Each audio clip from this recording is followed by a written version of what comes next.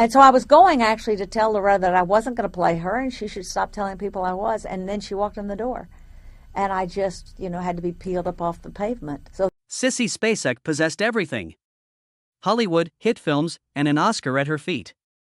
Then she abruptly disappeared to a Virginia farm. People pondered why for years. She is finally sharing the truth at the age of 75. She said nothing about the savage attack. A terrible loss in her family that permanently altered her. And the sinister reality of what actually transpired at the actor's studio. That's only half of what she's been concealing, which is astonishing. Mary Elizabeth Spacek, the mother of Sissy Spacek, was born in Quitman, Texas, on December 25, 1949. Edwin, her father, was an agricultural agent of Czech-German descent. Virginia, her mother, was of Irish-English descent. For several generations, their family had resided in Texas. Granger was a small town with a large Czech immigrant population, and her grandpa had even held the office of mayor. However, Sissy's cousin Rip Torn, an actor who would later play a significant part in her path, was her closest connection to the entertainment industry. About 90 miles east of Dallas, Quitman was a little community of less than 2,000 people. It was the type of area where children grew up fishing in neighboring lakes, riding horses, and climbing trees.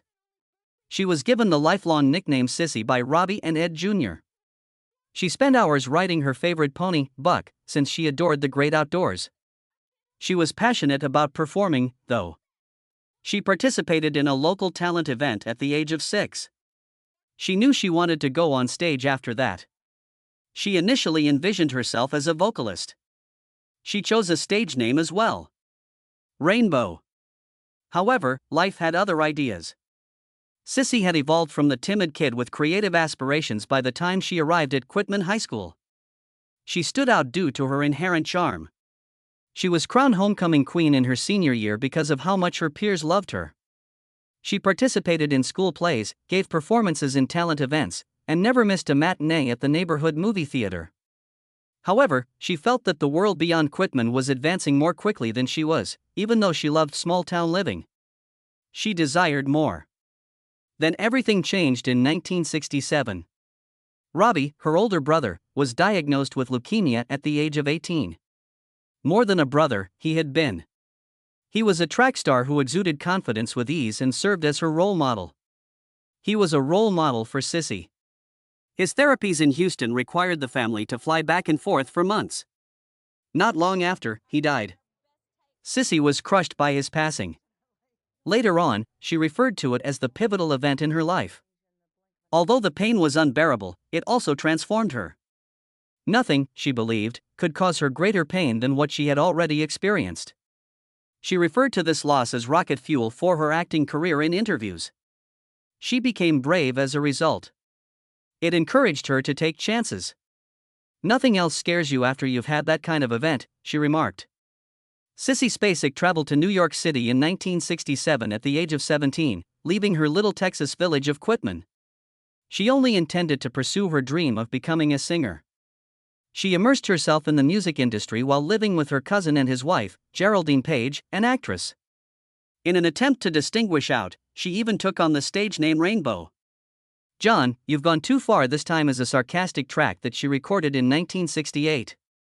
John Lennon's naked photo with Yoko Ono on the Two Virgins album cover was mockingly criticized in the song.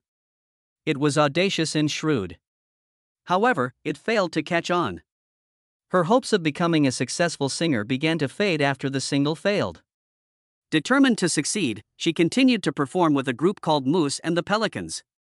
However, nothing took off. Her record label dropped her by 1969. Although it was a devastating time, she was unaware that it would have the most positive impact on her life. However, her stay in New York had opened her eyes to a world she had never thought of before. Taking action. Rip Torn urged her to follow her dreams because he recognized something in her. She enrolled in the Lee Strasberg Theater and Film Institute with his help. She worked as a photographic model to make ends meet and did little showcases in West Village bars like the Bitter End, sometimes earning as little as $10 each night. Although it wasn't glamorous, it allowed her to stay in touch with the theater and movie industries. Because of her connections, Torna was able to get auditions and, in a matter of months, began landing tiny roles. music was not the same as acting. She thought she could really develop into it. She was finding a new side of herself, not just performing. Prime Cut, released in 1972, was her debut movie role. Michael Ritchie is the director of this crime thriller. She played the role of Poppy, a teenage orphan being sold into sexual slavery, co-starring with Hollywood heavyweights Lee Marvin and Gene Hackman. She put her everything into the part, which was gloomy and disturbing. Although the movie didn't do well at the box office, her performance caught the attention of critics. She stood out because of the genuineness and rawness of her acting. Then came the game-changing movie Badlands in 1973. She was chosen to play Holly Sargis, a 15-year-old girl who flees with her boyfriend, Kit Martin Sheen, in Terrence Malick's directorial debut. The actual 1958 Starkweather Fugate murder spree served as the basis for the movie. A poignant blend of innocence and detachment was conveyed in the Spacek performance. The story was made more unsettling by her quiet, almost dreamy narration. Something unexpected occurred while the movie was being filmed. She got to know the art director of the movie, Jack Fisk. Although they clicked immediately, a dramatic date was when their relationship really took off. They were in a boat when the boat sank after they were caught in a flash flood. It ought to have gone horribly wrong. It drew them nearer. They were married by 1974. It was the beginning of a lifetime collaboration in both marriage and cinema.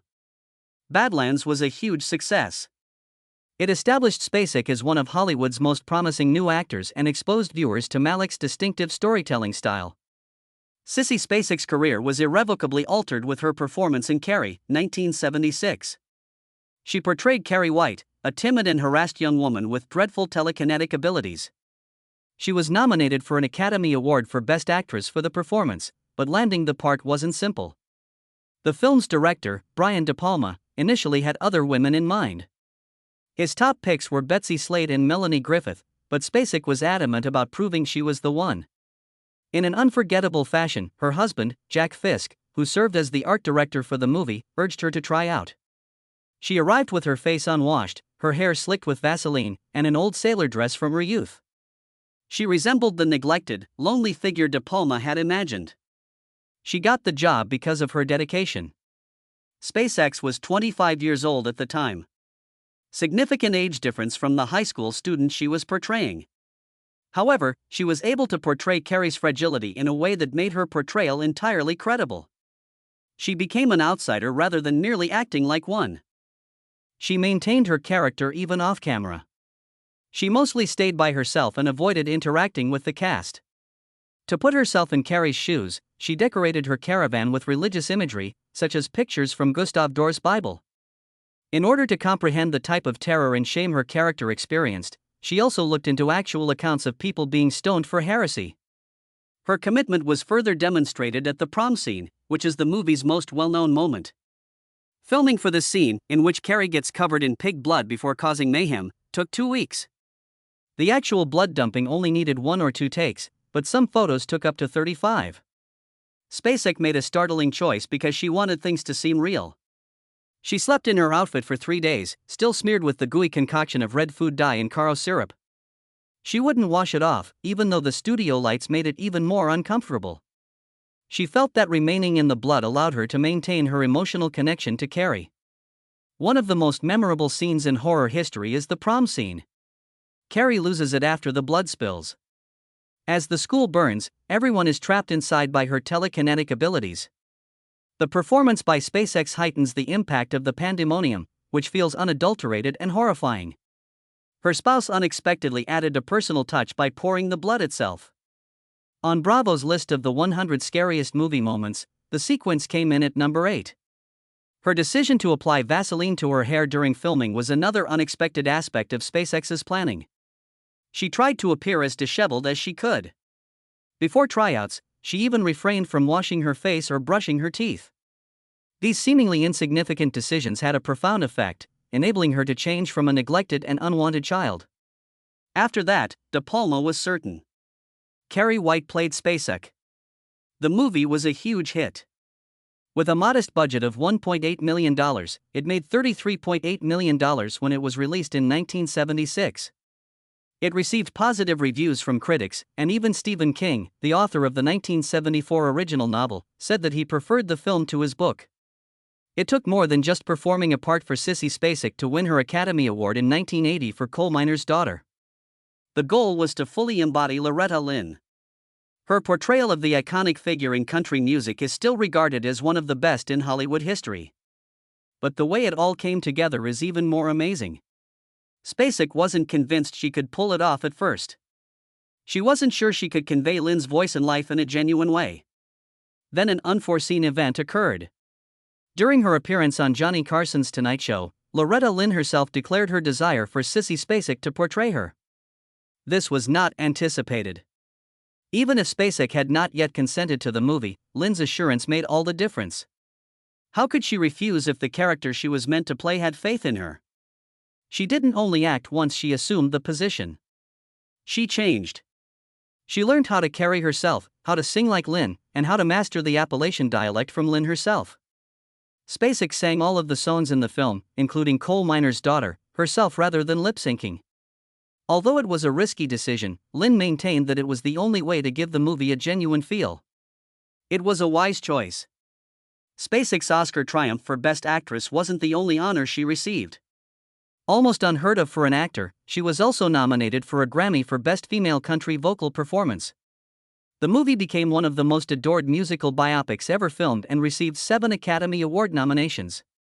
Beyond the prizes, though, it produced something even more enduring.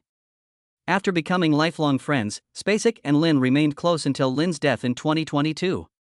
Spacek would subsequently remark that she felt as though she had found a long-lost friend in Lynn, a connection that added even more significance to her performance.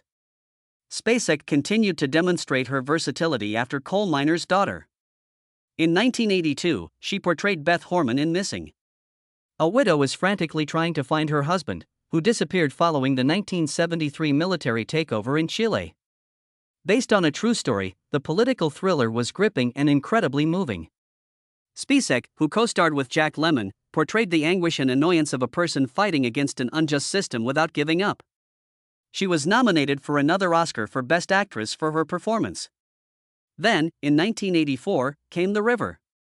She portrayed May Garvey this time, a farmer fighting to preserve her land in the midst of a financial crisis. In contrast to Mel Gibson, Spacek portrayed a mother who was trying everything in her power to keep her family together with unadulterated emotion. She was nominated for another Oscar for the film, which focused on the hardships faced by American farmers in the 1980s.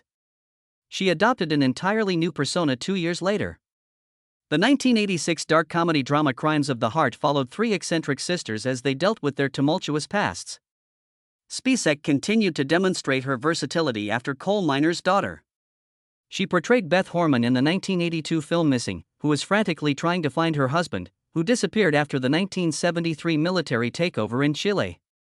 Based on a true story, the political thriller was gripping and incredibly moving. Spacek collaborated with some of Hollywood's most avant-garde filmmakers during her career. She played Pinky Rose, a gullible young woman who becomes uncomfortably entangled with her roommate's life, in Robert Altman's 3 Women in 1977. The majority of the movie was improvised and was based on one of Altman's dreams. The eerie Spacek's performance enthralled onlookers with its makeover. Despite not being a commercial success at the time, Altman's 3 Women became one of his best-known pieces years later. She played Liz Garrison, the wife of Kevin Costner's character, New Orleans District Attorney Jim Garrison, in Oliver Stone's 1991 film JFK. The conspiracy theories surrounding the killing of John F. Kennedy were examined in one of Stone's most contentious films. Spacek provided depth to the personal aspect of the story, depicting a lady divided between supporting her husband's unrelenting research and keeping their family together, while Costner's character was at the heart of the narrative. She played one of the most emotionally taxing parts of her career in Night Mother in 1986. The Pulitzer Prize-winning play by Marcia Norman served as the basis for the movie, which followed the narrative of Jessie Cates, a lady who calmly informs her mother that she intends to commit suicide that very evening. There were no dramatic plot twists or large action sequences. The entire movie was set in a single house and followed Jessie and her mother as they discussed the difficult truth of Jessie's choice in real time. A failing marriage, a kid who had drifted away from her, and epilepsy had plagued Jessie for years. She believed that this was her only option. Spacek had never played Jessie like this before. There were no emotional outbursts or lengthy remarks. The fact that Jessie's suffering was subtle and nearly unremarkable added to its authenticity. To allow the emotional weight to develop organically, director Tom Moore chose to shoot the movie sequentially from start to finish. As a result, Spacek and her co-star in Bancroft had to bear the burden of their character's sadness every day on set, just as it would actually be. It was exhausting to delve into that type of misery, Spacek later said. When the camera stopped rolling, she couldn't just walk away. Her performance was hailed by critics as haunting and very personal. She never made Jessie's pain seem dramatic or overdone her feelings. The film's tragic ending felt even more terrible because of the subtle reality she delivered to the character. However, the encounter had a profound effect on Spacek. It was hard to get rid of everything the part had made her feel, even after filming was over. Even though she demonstrated her extraordinary range as an actress, Spacek still had to deal with one of Hollywood's most significant issues: the dearth of significant roles for older women. She had fewer main roles by the time she was in her 40s and 50s. She began receiving largely supporting roles from the film industry, which has always attracted to young people. She was passed over for the kinds of roles that used to come naturally to her, despite her fame and 6 Academy Award nominations. However, rather than becoming inconspicuous, she adjusted. She looked for characters with depth in independent films and television shows. She played a distraught mother who finds it difficult to deal with her son's murder in the 2001 film In the Bedroom, and she delivered a remarkable performance. She received another Oscar nomination for the role, demonstrating her continued status as one of her generation's most gifted performers. She later starred in TV shows such as Castle Rock, 2018, and Bloodline, 2015, where she played nuanced parts that demonstrated her ability to give any character a subtle sense of passion. She also kept working on films that allowed her to express herself freely. She reaffirmed to viewers why she had been such a magnetic presence on television for decades in 2018 when she co-starred with Robert Redford in The Old Man and the Gun. In addition to advancing her career, she challenged Hollywood's antiquated notion that women over 40 were no longer suitable for leading lady roles by refocusing on independent work in television. Spacek always maintained an unexpectedly modest demeanor for someone who had influenced some of the most famous performances in movie history. Although she received 6 nominations and an Oscar for Coal Miner's Daughter in 1980, she frequently disregarded her own skills. She minimized her success and referred to herself as a one-trick pony in interviews, claiming that she had never had professional training. Before she began acting, she had only attended Lee Strasberg's Theater and Film Institute for a few months. Furthermore, she never thought she had a firm grasp of conventional acting methods. As an actress, Sissy Spacek has never been one to just play parts. She chose meaningful projects, narratives that push concepts, or works that have an enduring effect. In 1996, If These Walls Could Talk was one of the most potent illustrations of this. The 3 distinct stories in the HBO movie, which took place in 1952, 1974, and 1996, all dealt with abortion. Each segment demonstrated the evolution of attitudes towards reproductive rights and the challenges that women may face in making such decisions. In the 1974 part, Spacek portrayed Barbara Barrows, a mother of 4 who tries to finish her degree but suddenly becomes pregnant. Her character struggled with everything that accompanied the choice, not simply the choice itself. Personal aspirations, societal pressures on women, and family expectations. For Spacek, it was more than simply another movie, it was a really emotional performance. As a young woman who had likewise considered these problems, she later remarked the narrative struck a chord with her. There was no denying the influence. The movie received 3 Golden Globe nominations and 4 Primetime Emmy nods, making it HBO's highest-rated film at the time. It was more than just a critical triumph. It generated debates and introduced the realities of reproductive rights into the general public's consciousness. The movie is still relevant today despite ongoing discussions over the topic, demonstrating the potential of storytelling as a potent transformation agent. However, Spacek's impact extends beyond advocacy. In addition to her performances, she has influenced generations of actors with her approach to the art form. She discusses the value of having confidence in oneself and not attempting to conform to Hollywood standards in her biography, My Extraordinary Ordinary Life. She has heeded this counsel throughout her career. She concentrated on parts that seemed authentic rather than following trends. She made a memorable debut as Carrie White in the 1976 film Carrie. She gave the role a rawness that made the movie a horror classic, making it both vulnerable and terrifying. She took on an entirely different task 4 years later when she played country music icon Loretta Lynn in Coal Miner's Daughter, 1980. In addition to acting in the movie, she sang all of the songs herself, winning Best Actress at the Academy Awards. These roles weren't merely outstanding. They demonstrated her commitment to honesty, which is something that aspiring actors still find admirable.